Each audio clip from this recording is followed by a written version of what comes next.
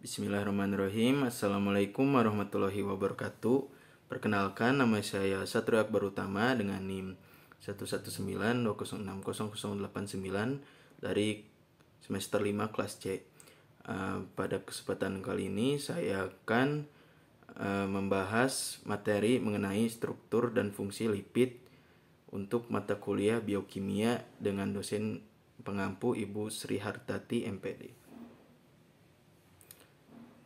Untuk main topik atau isi pembahasannya, yang pertama saya akan membahas definisi, klasifikasi dan tipe, lalu keuntungan dari lipid, dan proses dari metabolisme.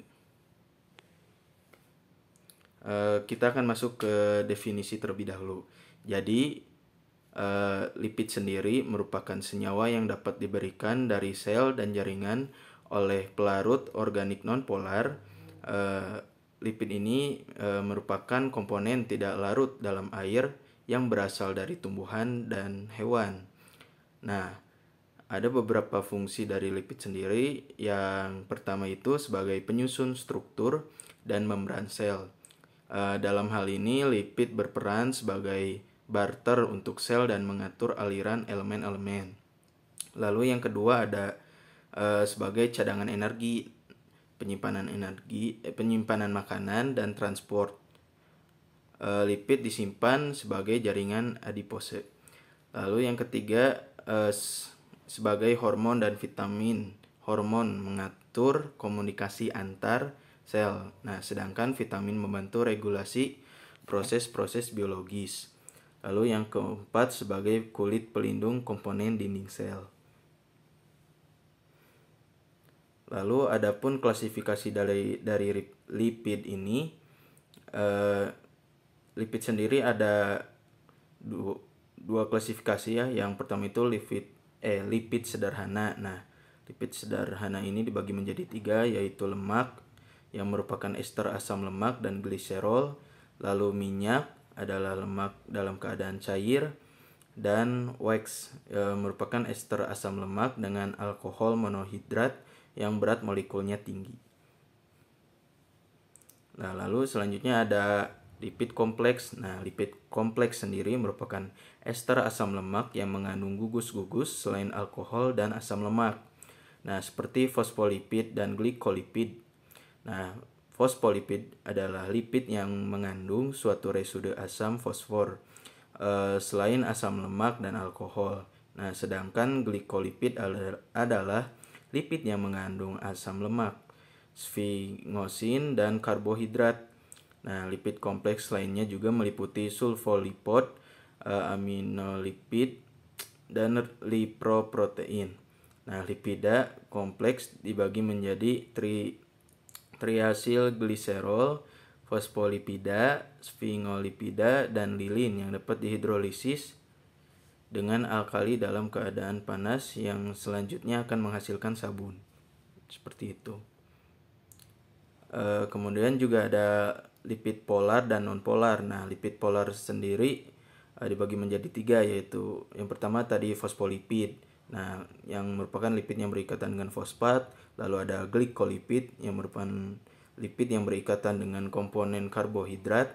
Yang ketiga ada proteolipid. Nah, merupakan lipid yang tersusun atas satu residu asam amino yang dihubungkan dengan asam atau alkohol rantai panjang.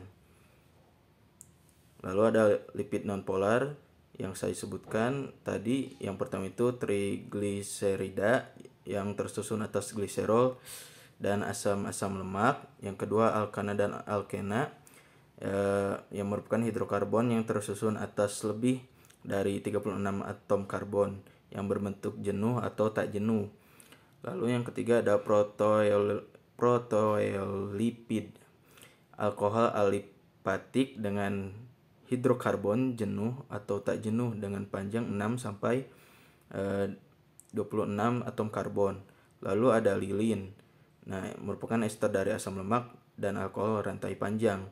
Lalu ada sterol yang ditemukan pada tanaman yang disebut fitosterol dan hewan yang disebut kolesterol. Lalu 6 ada tokoferol, merupakan vitamin E yang ditemukan pada sumber minyak, seperti itu. Lalu selanjutnya ada tipe-tipe dari lipid. Nah, dibagi menjadi 3, yaitu monogliserida yang gliserida ini di mana satu molekul gliserol telah membentuk satu ikatan ester dengan satu molekul asid lemak dan dapat diproduksi dari minyak, salah satunya dari minyak sawit. Lalu bentuk intermediate yang terjadi selama alkoholisis lemak atau pemecahan lemak. Yang kedua ada digliserida yang merupakan bentuk dua asam lemak terikat backbone gliserol. Karbon ketiga gliserol biasanya terkait dengan zat yang lebih polar. Nah, paling umum ditemukan di membran fosfolipid seperti kolin organik dasar, sering asam amino atau gula sederhana inositol. Lalu yang ketiga ada trigliserida. Nah, gliserida di mana gliserol diesterifikasi dengan 3 asam lemak. Nah, trigliserida terdapat pada minyak sayur dan lemak hewan. Trigliserida dapat merupakan 95% sampai 98% dari keseluruhan bentuk lemak terkonsumsi pada semua bentuk makanan dan persentasenya sama dengan dalam tubuh manusia. Adapun manfaat lipid sendiri, yang pertama ada sebagai sumber energi, lalu menunjang fungsi otak, sumber pertumbuhan sel, membantu penyerapan vitamin, menunjang produksi hormon, mengontrol berat badan, membantu kesehatan kulit, mengurangi potensi penyakit, mendukung kesehatan organ tubuh, dan meningkatkan kesuburan. Adapun jalur metabolisme lemak menjadi energi yang saya dapat dari sumber Whitney and Rufus pada tahun 1993 bisa dilihat. Jadi lipid yang kita peroleh itu sebagai sumber energi utamanya adalah lipid netral, yaitu trigliserida. Nah, trigliserida ini ester antara gliserol dengan 3 asam lemak. Nah, jadi secara ringkasnya jadi hasil dari pencernaan lipid adalah asam lemak dan gliserol. Nah, tapi selain itu juga ada yang masih berupa monogliserid. Nah, jadi intinya metabolisme lipid ini akan mengubah lemak menjadi energi. Seperti itu. Terima kasih. Terima kasih. Mohon maaf apabila penyampaian materi saya ada yang kurang tepat. Mohon dimaafkan. Wassalamualaikum warahmatullahi wabarakatuh.